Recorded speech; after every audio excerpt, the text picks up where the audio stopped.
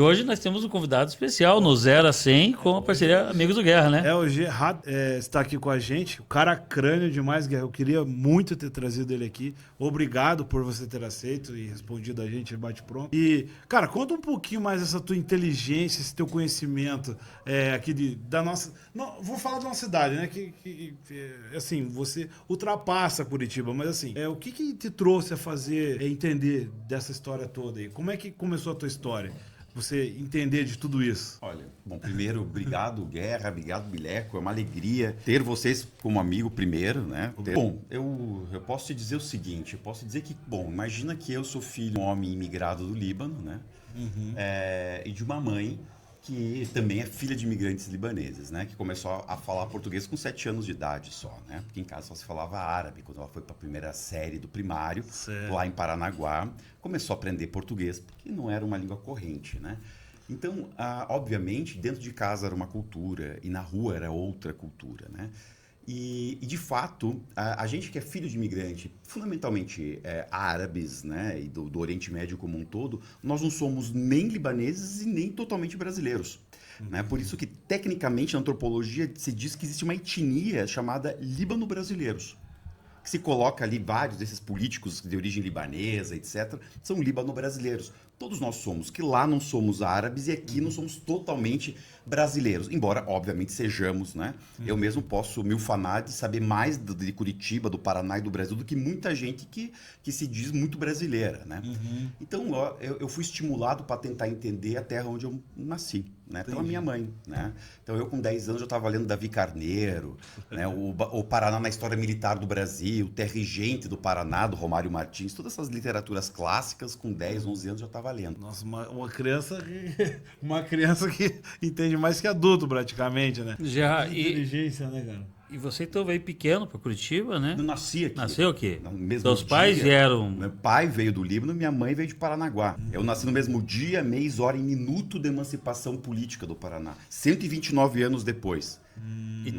Na capital do Paraná. E tem mais alguém que é envolvido com história na tua família? Não. Você que teve esse tino para a história e foi gostando. Gatilho para a história. Eu imaginei que a minha filha mais nova, que faz direito, o que nós estávamos comentando até agora, ela fosse para esse rumo de história, que ela sempre gostou de história na escola. Eu achei que ela fosse ser professor de história, fosse alguma coisa assim. No fim, resolveu ser advogada, que também tem que saber muito de história, né? Totalmente. Ela está no caminho. E pode fazer história depois. Pode fazer depois. Como eu fiz.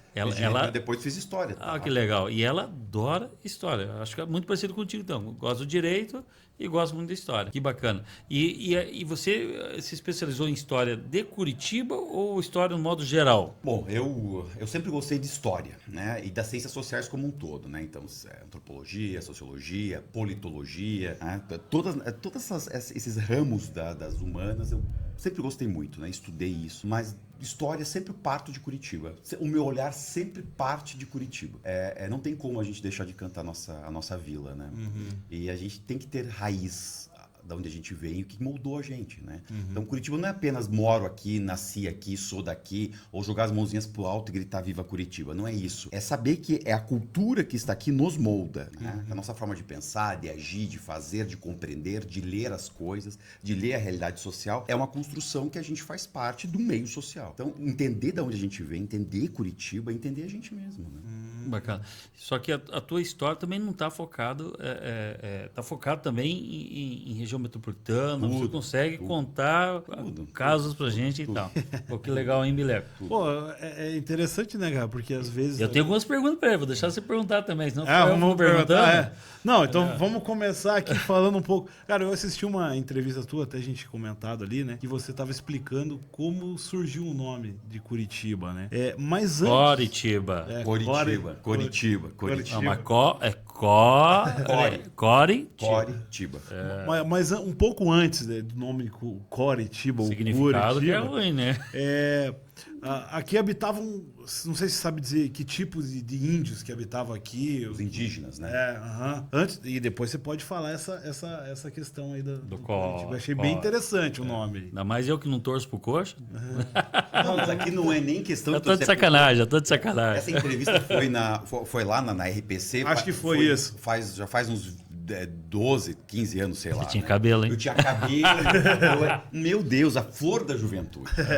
Era uma alegria de viver, né? Eu era empolgado. Né? Como a vida muda, não é verdade? Como castiga o tempo, né? Nem me fale. Porra, a guerra, não é fácil. Não é fácil. Mas olha, veja, antes de chegar a colonização / o sistema colonial europeu pela mão dos espanhóis e dos portugueses no território que hoje é Curitiba, há 8.000 anos pelo menos já havia humanos e humanoides nesse território. Nós sabemos que o território que hoje forma o Brasil não era só povoado por Homo sapiens, né?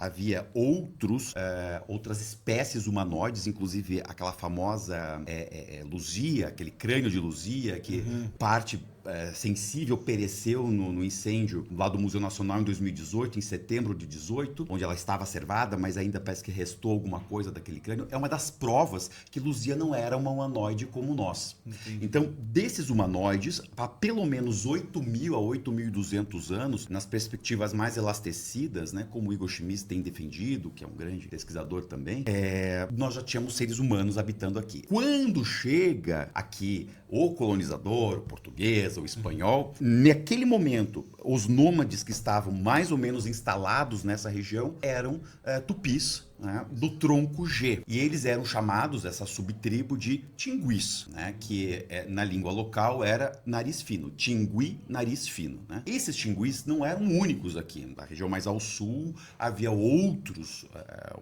tribos. Pode ter, sim, incidência dos guaranis, obviamente. Então eram várias etnias que eles circulavam. Né? Quando chegava o inverno, com certeza, eles moravam em buracos debaixo da terra, que era a habitação que tinha. E isso foi descoberto há pouco tempo pela antropologia, que eles cavavam buracos, né? Entendi. Faziam uma espécie de uma choupana subterrânea, porque imagina, se hoje ainda faz frio, imagina há 500 anos atrás o que fazia essa terra, né? Faz sentido. Muito sentido. Então aqui não eram aquele aldeamento tradicional, como a gente estuda massivamente, inclusive no ensino tradicional do Brasil, aquelas aldeias bonitinhas, todas circulares, ocas. A oca não fazia parte da realidade desses índios do sul do Brasil, tá? Fundamentalmente aqui eram taquiquevas, né? E eram também as coivaras, que podiam fazer havia dois sentidos para isso, tanto para a preservação da comida quanto para a moradia, a palavra era utilizada. E aquela localidade que a gente ainda chamamos hoje, esperamos que assim chamemos para todo sempre, de Buraco do Tatu, Tatuquará, Buraco do Tatu, né? Era Tindicoerá, era o nome também das habitações. Era buraco, moradia, morada, né? E pronto. E o resto da palavra era homem. Né? Então aquele índio Tindiquera, que tem um mito, que botaram agora uma estátua na frente da Catedral de Curitiba, o índio segurando um pinhãozinho assim, ele de tanguinha e tal, porque não usava nem tanga. Imagina ter um índio chamado Tindiquera. Isso é um mito. Né? O professor Rui Cristóvão Wachowicz, ou Wachowski, né? O professor Rui Wachowicz dizia que ele passou 40 anos da vida funcional dele procurando as fontes primárias desse tal mito do índio fundador de Curitiba, que na verdade chamava o nome da casa dos índios. Pronto, então esses índios moravam dessa forma, e aqui mais ou menos onde hoje é o centro de Curitiba, eram esses índios. Então o nome que eles davam não era necessariamente Curitibá, ou Curiatibá, que na verdade é uma construção um pouco forçada de um significado, né? Curiatibá é assim, com muito esforço léxico, né?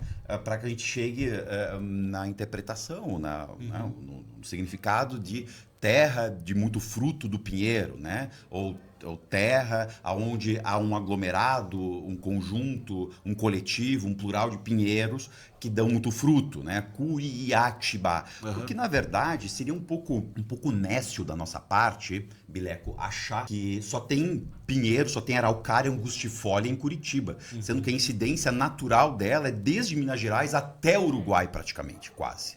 Né? Então, por que os indígenas somente aqui dessa região ele fala, nossa, só aqui tem muito pinheiro, né? O resto não tem mais, todos os restos pinheirais não servem, só o nosso que é bom. Não existe. Então, lógico, né? Isso não desmerece a cidade em nada, muito pelo contrário, elastece o nosso entendimento sobre a própria localidade, tá? Por quê? Isso aqui não era português até metade do século XVIII. Isso aqui era um território espanhol. O Tratado de Tordesilhas passava exatamente onde hoje é Morretes. Então, quando lá o Papa Alexandre VI, pai da Lucrécia Borgia, da famosa família Borgia, não era um cara lá muito legal, mas foi sagaz de dividir o mundo em dois, tá?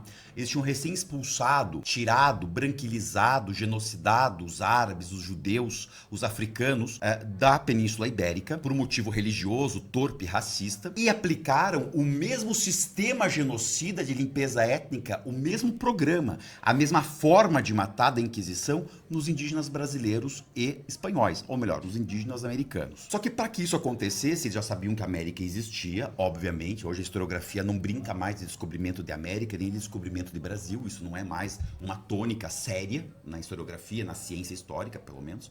E, pronto, o Papa Alexandre VI, que era espanhol, mas era papa, dividiu o mundo em dois, entre portugueses e espanhóis, coincidentemente. Afinal, ele era um papa e era espanhol. Né? E nessa divisão do planeta, em dois hemisférios, tinha um motivo de brecar o avanço muçulmano, tinha toda uma questão racializada nisso, mas essa divisão passava exatamente pelo que hoje é Morretes. Então, Paranaguá, Guaraqueçaba, Antonina, até um pedacinho ali, era Portugal até Lages. O resto, todo o sertão, todo o desertão, todo o Amazonas, Mato Grosso, todas as planícies do Planalto Central do Brasil, tudo, o sul inteiro, incluindo o Uruguai, que foi inclusive parte e sensivelmente colonizado e governado por nós brasileiros, inclusive, e há uma ligação direta entre o Uruguai e nós aqui em Curitiba, fundamentalmente na região do Bigorrilho e do Batel, toda essa região era Espanha. Só que a Espanha não conseguia também ter braço para dominar tudo. Então, os espanhóis aos poucos foram avançando sobre o território e os portugueses sorrateiramente subiram a serra e começaram a fundar pequenas vilas, pequenas câmaras, né, dentro do empossamento espanhol, e depois acabaram conseguindo conquistar tudo isso por uma questão, não digo golpe, mas uma sagacidade diplomática. Nesse ínterim,